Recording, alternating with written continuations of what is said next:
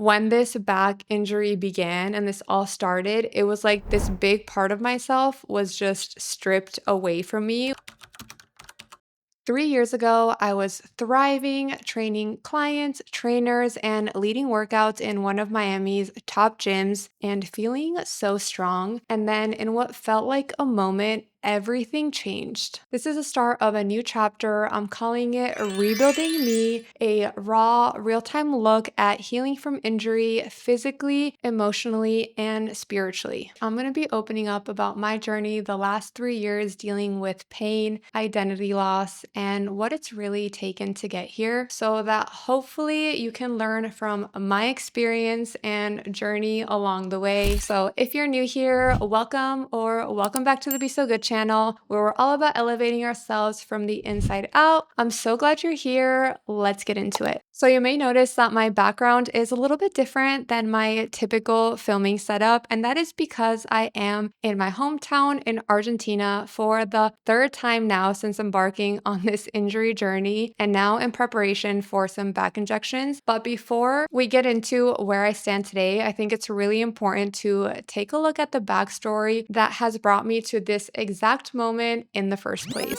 So as I've mentioned in some of my previous videos, I was an athlete growing up. I played all kinds of sports: tennis, soccer, golf, swimming, basketball, skiing, snowboarding. I lived in Colorado for a few years, so your girl was active. I studied exercise physiology in college because, as you can guess, I loved movement and fitness. And then I started working as a personal trainer at some of the top gyms in Miami. So I also got my NASM personal trainer certification. And you could truly say that my life revolved around working out, being active, health and wellness. This meant that I would sometimes work out numerous times a day, train clients. I liked to really push myself. And the reason why I'm emphasizing that, it's because it's a big part of why I think I got myself into this situation in the first place. And previous to my injury, I was also managing a really popular gym in Miami, which meant I was also working out numerous times a day on top of training my clients, on top of filming fitness content. And I really felt on top of the world physically. I felt so great. This is what I loved to do. So I was completely in my element. With my background in exercise physiology and as an athlete, I always tried to be well-rounded, to mix things up between yoga, Pilates, weightlifting, everything so that I would prevent injuries.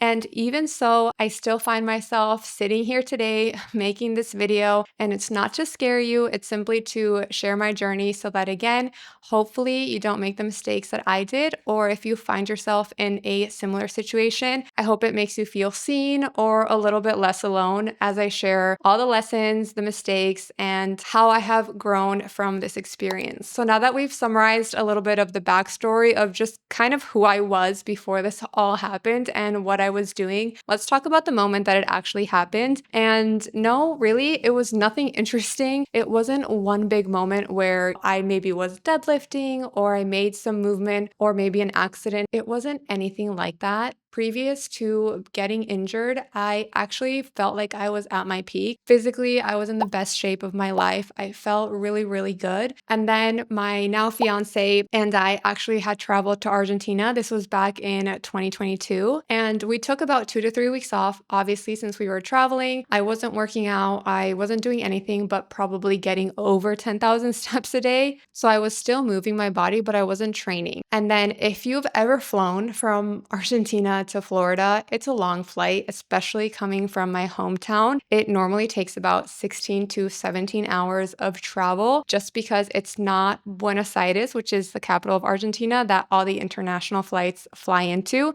But after that, you also have to take a separate plane and fly to my hometown. And there's really only 1 to 2 flights a day that go there. So overall, it becomes a very long trip. And before I go off on a tangent on the journey, which I can make separate videos on if you're curious on what it's like to to do that whole travel situation. When we were coming back from this 2 to 3 week break trip that we took, we went to go work out after landing because we landed early in the morning. And of course, I was like, I need to work out. I haven't worked out the last 3 weeks. I want to do something. So we went to the gym. I believe I hit upper body and some core work. And that is where everything began. The next day, I started getting these sharp, sharp pains, almost like someone was just sticking something, very sharp right in around the lumbar L5 and S1, which is your sacrum. I'll try to include a little diagram here, but I was feeling a very sharp pain that wasn't constant, but it was present. And I felt it the first time walking to work. I had never felt something like that before. I had had tiny little back flare ups very, very few times where maybe for a day or two, my back would be a little tight, but then it would kind of just go away. But this was a very different feeling. Of course, I didn't do anything. I have been injured, as an athlete in small things here or there. So I know that if your body is going through something, sometimes you just need to take a step back and take a little break. So I took a little break. I didn't push anything and thought maybe it was just muscular from the flight, from the sitting in economy class very rigidly for the last 9+ hours. So I thought it was just going to go away and that it was muscular. But unfortunately, I was wrong and it wasn't going away. A couple weeks went by, still wasn't going away.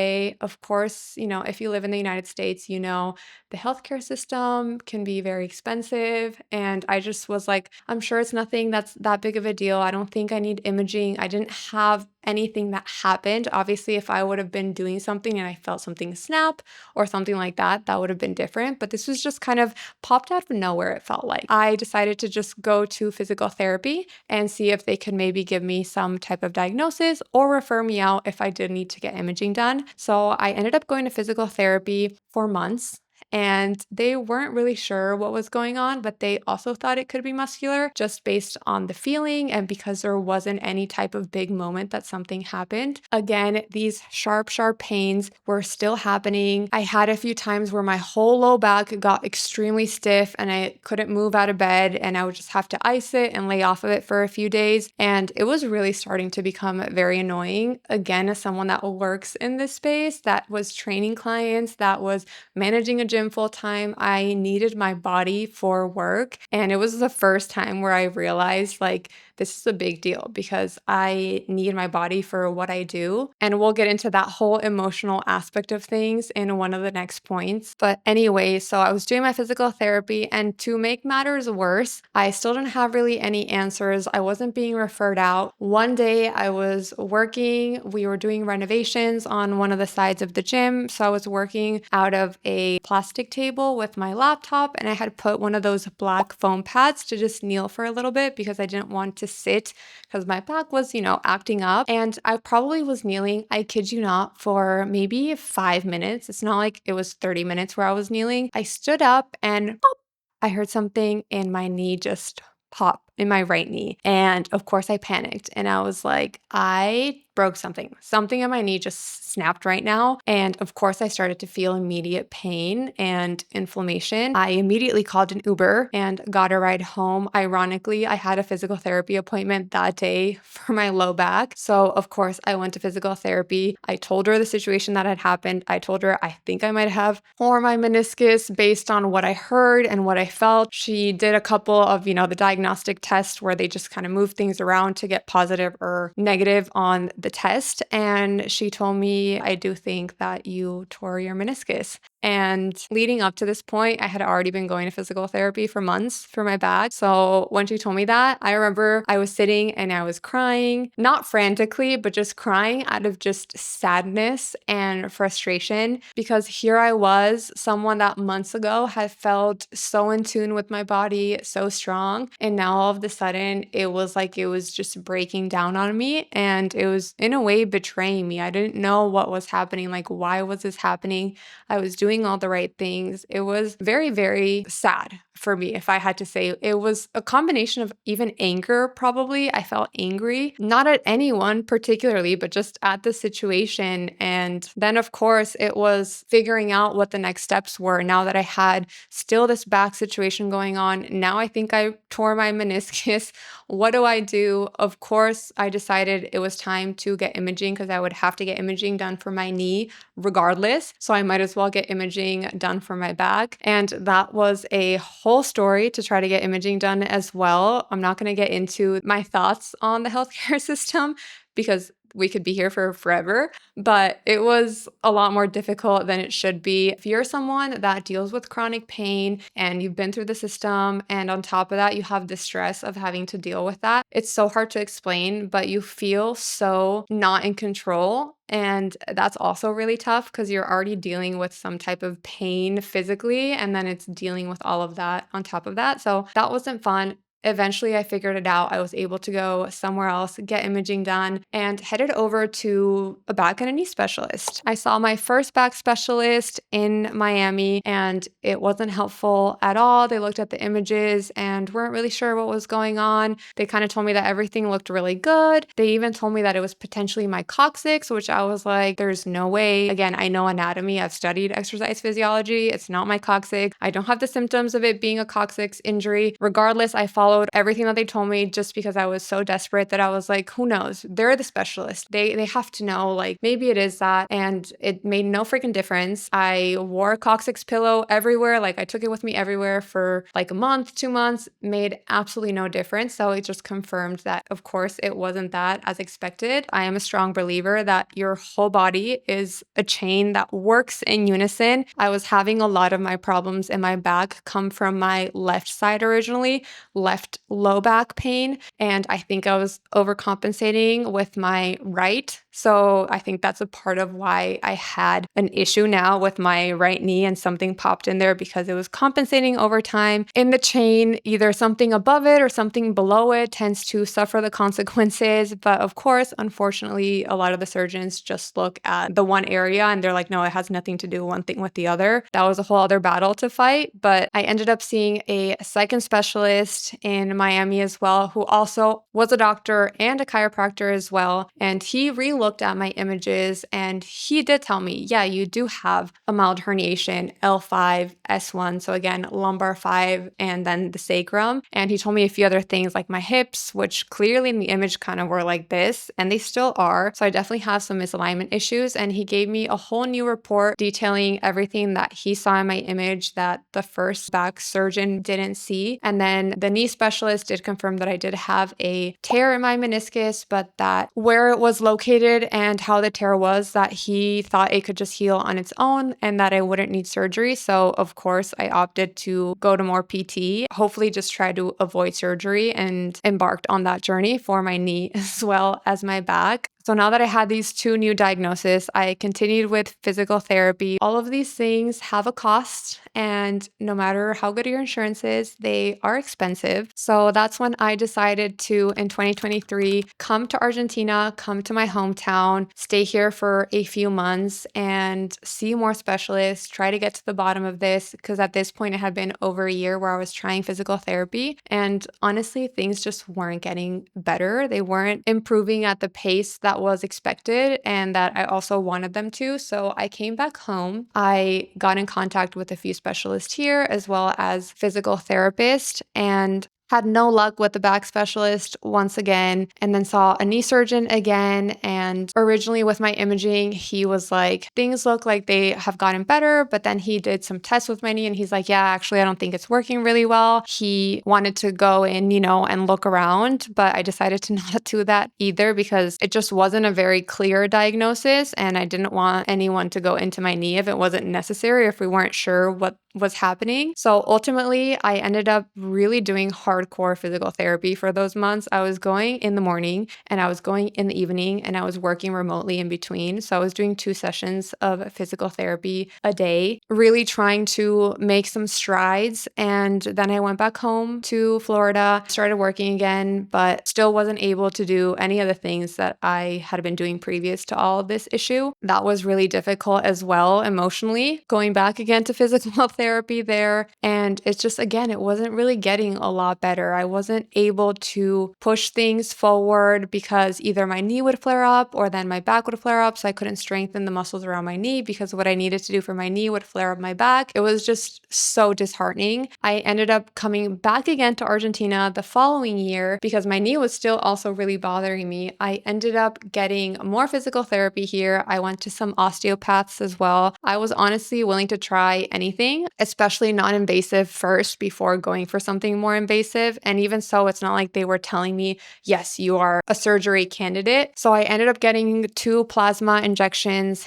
in my knee. The first one I got with hyaluronic acid, which was the most painful thing I have experienced in my whole entire life. I legitimately thought that my knee was gonna pop out of my body. I can make a separate story time on that, but I ended up getting 2 plasma injections in my knee, more therapy for my back, started inquiring about back injections, but wasn't really able to find the right fit and just wasn't able to get to that before I had to go back home again to Florida. And then kept getting my steps in, doing a lot of core work, redefining what movement really meant to me, and working within ranges that felt comfortable so I wouldn't flare up my back a lot because I still needed my body to work, and testing things out, trying to get stronger. But truly, I had lost all my muscle mass because now we're coming up on 3 years of something that I thought was going to take a few months or a year or two. And now it had been 3. And that's where this current trip comes into play, where I finally decided and found the right fit to try to get some back injections. I'll talk about that in detail in episode 2 of this because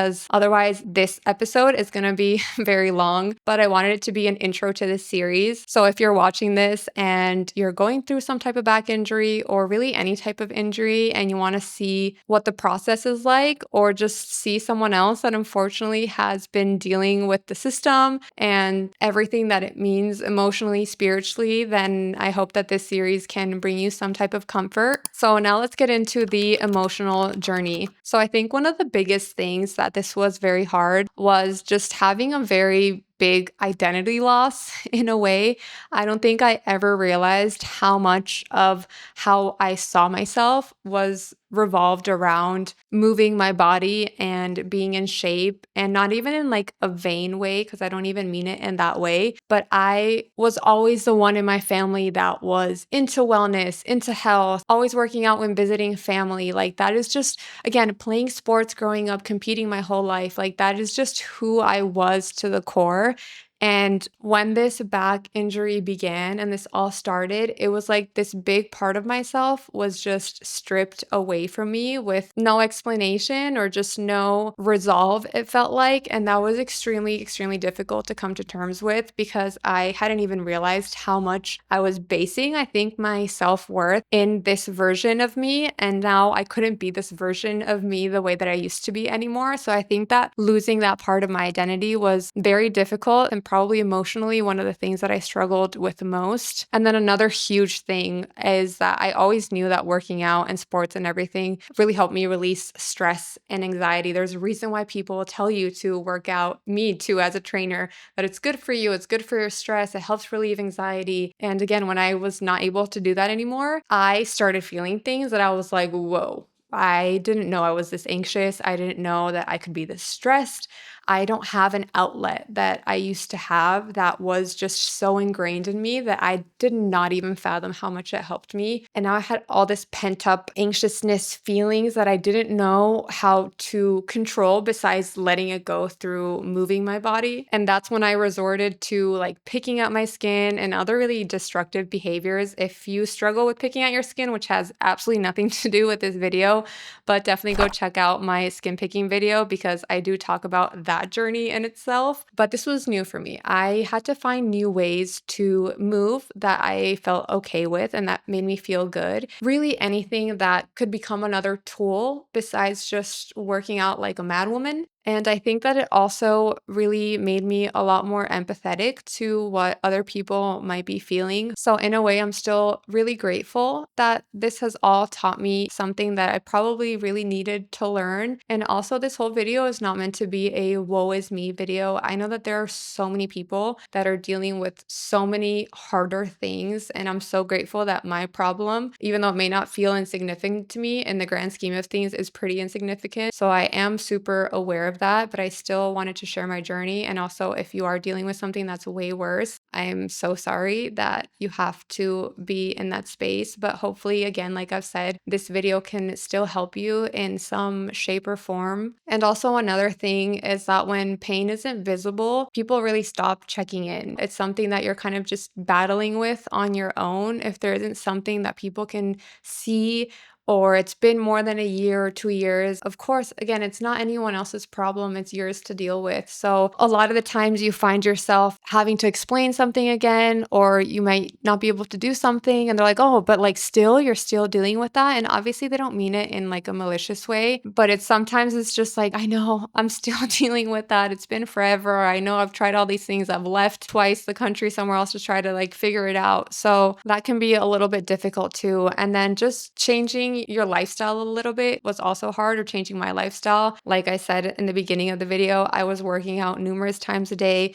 I lived for the feeling of sweating, feeling strong, feeling my muscles, being athletic, being able to do any sport or any activity I wanted to do. I never had to think about it. I wasn't scared to do anything. And ever since this has happened, I have become fearful. I really have. And I've talked about this with my fiance, and he sometimes tells me I need to get out of my head, and it's true. But now I think of like, will I ever want to ski again? Because I don't want to mess up my knee again, or I don't want to mess up my back, or I don't want to do X activity on a vacation because what if I hurt it more? And it's just, you enter this cycle in your brain where you become fearful to do things.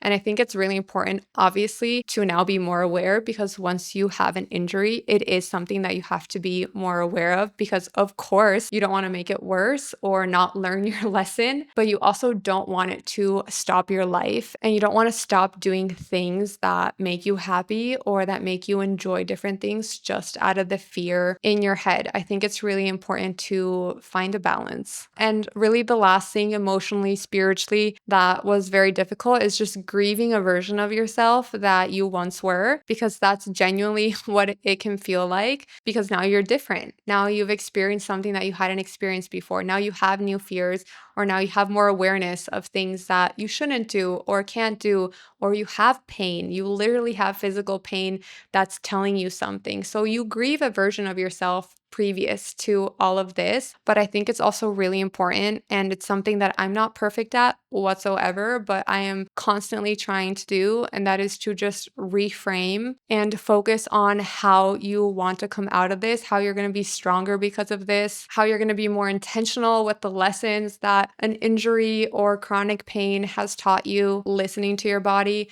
not overtraining, even if you are doing all things right, even if your form is perfect, even if you feel great, like there is a point where your body is going to have wear and tear no matter what. And if you're just throwing more at it all the time, there will very likely be a point where it pushes back. So I think that ultimately just focusing on, again, rebuilding yourself. And now, what is this new version of me post learning from all of this gonna look like? What is she gonna feel like? And just really working on redefining that, I think, can be so, so powerful. And you never know. Maybe this new version is better than the old one, and it's going to be more in tune with other parts of yourself. So that's something that I'm working on, but I figured I would share, because that journey in itself is going to have a lot of ups and downs. And I think that documenting it will be really fun. And as for big picture, what I've learned so far, number one is to truly let go of perfectionism. And this is huge for me.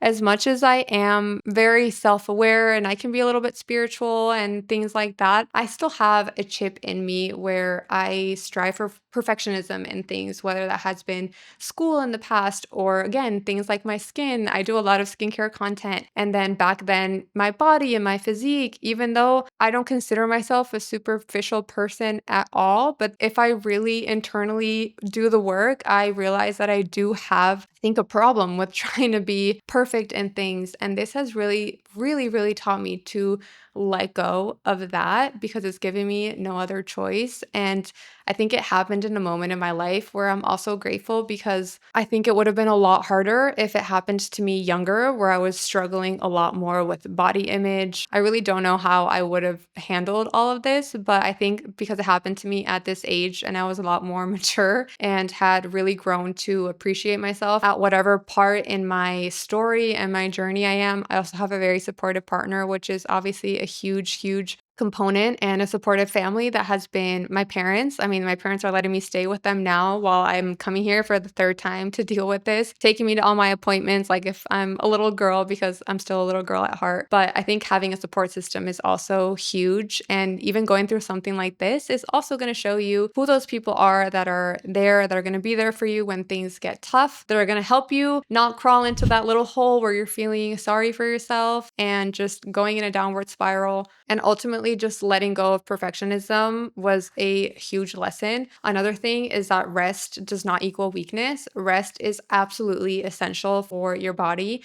to recover, for your body to be healthy. More is not always better. You do not need to be working out 1, 2, 3 times a day, even if you enjoy it, even if you're not doing it as a form of punishment, because I wasn't. I genuinely loved doing it and it helped me fill my cup. But even so, it can still be too much. If you're not a professional athlete, if you don't work for this for a living, it's just, I don't know. Now I would have said very different things previous to all of this happening. But again, maybe it was just my lesson to learn, but this is just your sign to not overdo things and to make sure that you prioritize your rest. And the last biggest lesson so far that this has also taught me is that stillness can be sacred. Through this process and through this journey that I've really had to sit in stillness a lot, in that stillness, I really started meeting parts of myself that I didn't even know existed and other parts that I just hadn't been paying attention to. So that was a big take home lesson for me as well. So, what's next, or what to really expect in episode 2 of this little real time series? As I mentioned, I am currently in Argentina, and these first 2 weeks that I've been here have been crazy, which is why I have been off my regular posting schedule. But now that I have gone through most of my appointments in preparation for getting my injections, things should settle down a little bit and I'll be sharing more videos. Also, let me know if there's anything that you want me to cover or go into more detail. Definitely let me know in the comments. I know that this has been a really long video, but I felt like I really needed to give a lot of context to this series before I started vlogging it a little bit more and sharing my real-time experience from this point forward. In episode 2 of my Rebuilding Me series, I will be sharing my experience with the injections,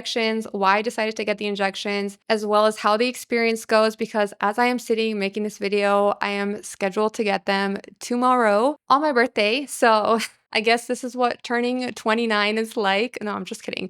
But yes, I am getting them tomorrow on my birthday, so that'll be interesting. Also, if you've tried injections, let me know what the experience has been like for you. Did it help? Was it life-changing? Did it not help at all? Was it good? Was it bad? Please tell me all the details down below, where you got the injections. I would love to know your story if you feel comfortable enough to share that in the comments. And if you're also ready to embark on this journey with me and also work on rebuilding you, whatever that may look like, and you're into health, wellness, living intentionally, and everything like that, definitely like and subscribe. It really helps to support the channel. And as always, I am so grateful to have you here, and I hope to catch you in my next episode or in any of my other videos that YouTube thinks you'll love here next.